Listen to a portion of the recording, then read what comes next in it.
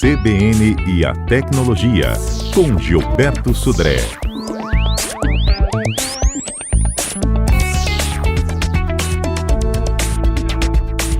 Gilberto, há quem diga aí que o reconhecimento facial traz muitos problemas e falhas. Exatamente. Na verdade, a pergunta é reconhecimento facial, solução ou problema, né?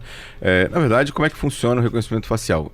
Uma câmera de vídeo ou de fotografia normal, através de um software, ele vai medir as distâncias relativas entre os olhos e orelha, olho, nariz, boca e nariz, ou seja, essas medidas todas, isso gera um perfil que identifica o usuário ou aquela pessoa, ou aquele rosto daquela pessoa, né?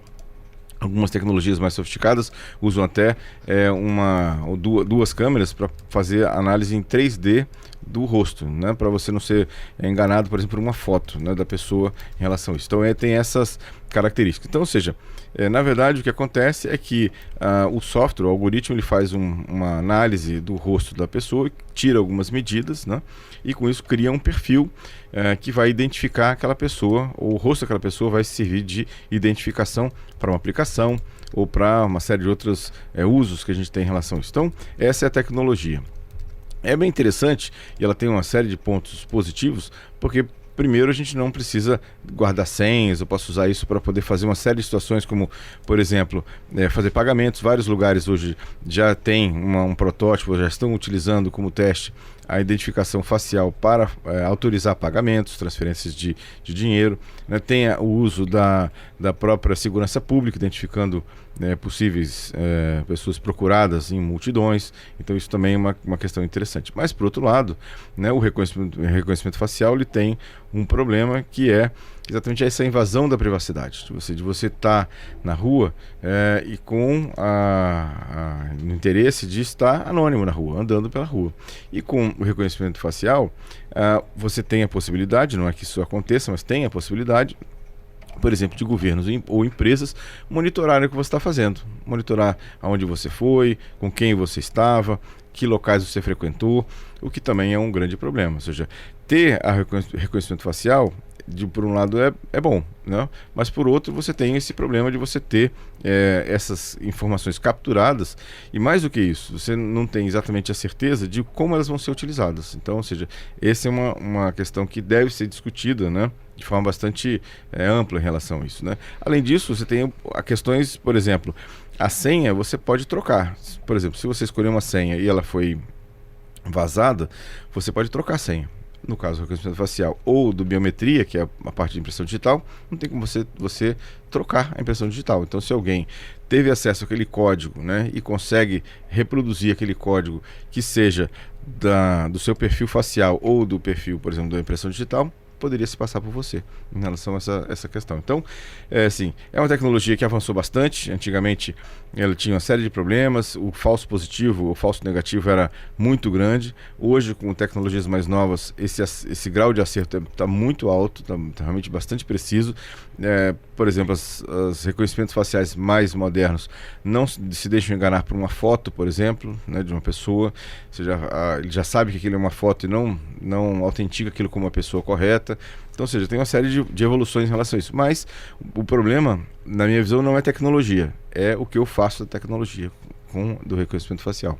Pro bem e pro mal, né? Exatamente. Então, essa é a questão. Ou seja, assim, pela tendência, ela vai ser cada vez mais utilizada, né? Ou seja, a tendência, né, de reconhecimento facial, por exemplo, em escolas, para fazer a lista de presença, por exemplo, de alunos, né?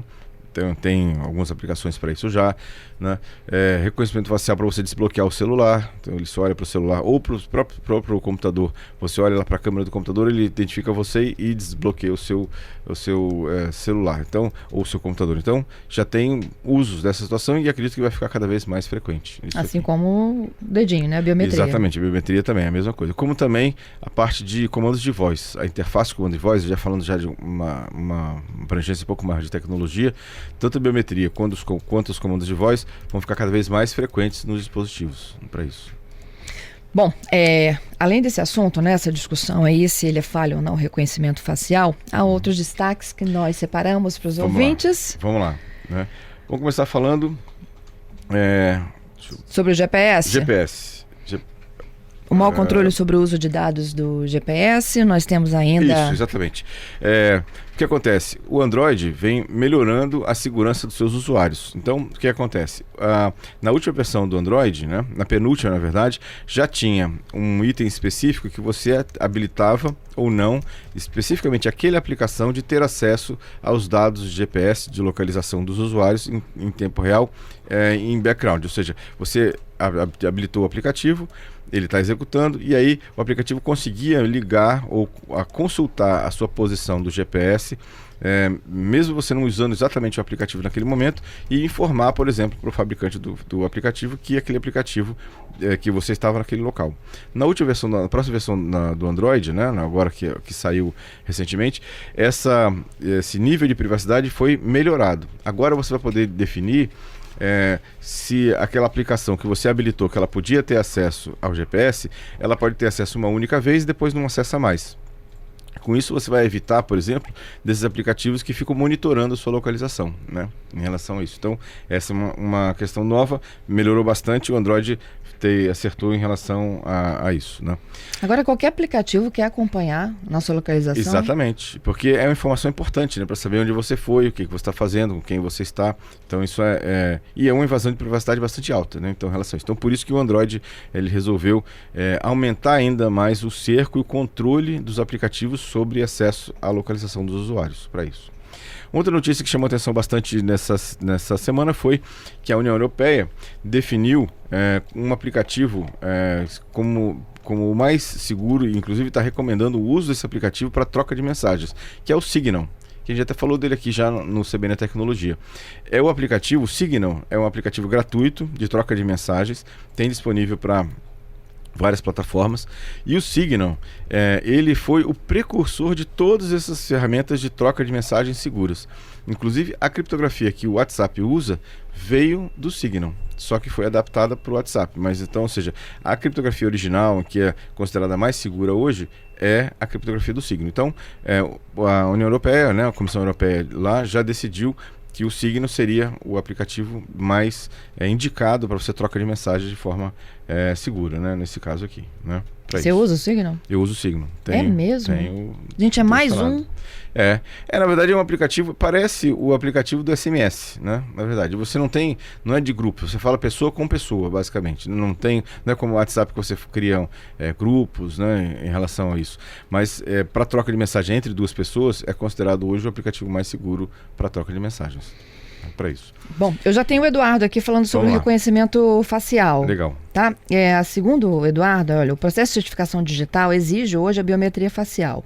Qual a efetiva utilidade, então, uma vez que existe também a biometria digital para o mesmo processo? Então, é mais uma segurança. Na verdade, o que eles estão aumentando, colocando uma quantidade maior de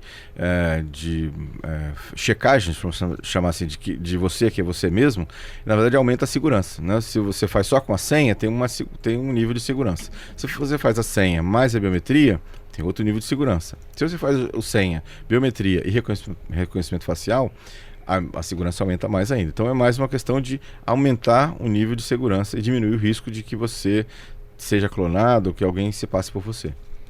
Bom, uma notícia também que chamou a atenção de várias pessoas essa semana foi que a Amazon já tinha lançado uma loja, né, que você não tem caixa. Você entra na loja, você pega o produto, né, um produto tipo uma loja de conveniência, né, pegava o produto, saía da loja e isso era debitado automaticamente na sua conta. Pois agora a Amazon lançou um supermercado.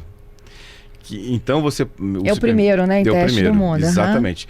Então, ou seja, qual é a diferença? Numa loja de conveniência, você tem produtos já embalados, por exemplo. Produtos tem lá uma barra de chocolate, você tem uma garrafa de refrigerante, uma garrafa de cerveja, um vinho. No supermercado, você tem produtos que são a granel. Inclusive produtos, por exemplo, você pode botar numa sacola 2 maçãs, uma pera e uma banana, e as câmeras identificam aqueles produtos que você colocou numa cesta, todos misturados, e fazem a cobrança adequada. Então, é uma loja conceito, né, da Amazon, mas que provavelmente isso vai se expandir mais para frente com a tecnologia que eles desenvolveram. É uma loja sem caixas, sem filas, né, que você pode entrar, pegar aquilo que você acha que tem interesse e sair da loja. Isso é debitado automaticamente na sua conta. Muito interessante isso também. Ó, Marlene pergunta qual aplicativo que você sugere que é bom de localização de tempo real. Bom, a própria Google Maps. O Google Maps é uma excelente ferramenta para localização em tempo real. Inclusive, você pode compartilhar com outras pessoas a sua localização por questões de segurança, né? Ou seja, então é um excelente, assim, tem em todos os aplicativos e é bem preciso também. O Alessandro pergunta se as empresas de tecnologia aqui no Brasil, elas já estão em conformidade com a Lei Geral de Proteção de Dados. Infelizmente, a data máxima é agosto. 15 de agosto, né? É a data que entra em vigor efetivamente a Lei Geral de Proteção de Dados.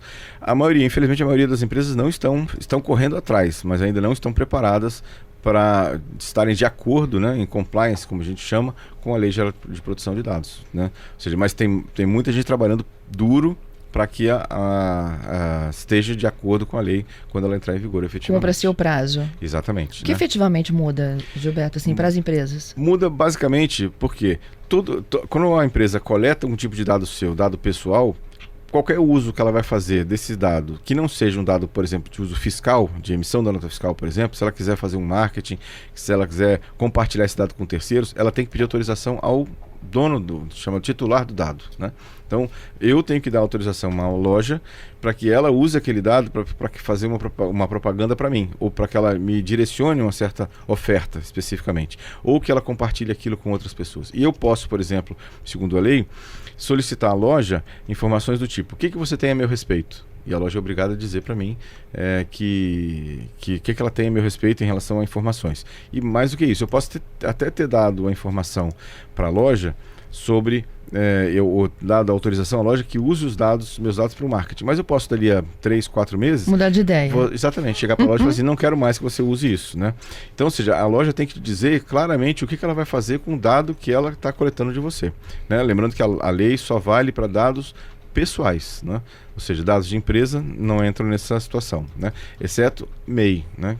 Porque a MEI é uma empresa individual, então isso também é considerado pela lei como dado pessoal, né? Mas pessoas jurídicas em geral não estão cobertas pela Lei Geral de Proteção de Dados.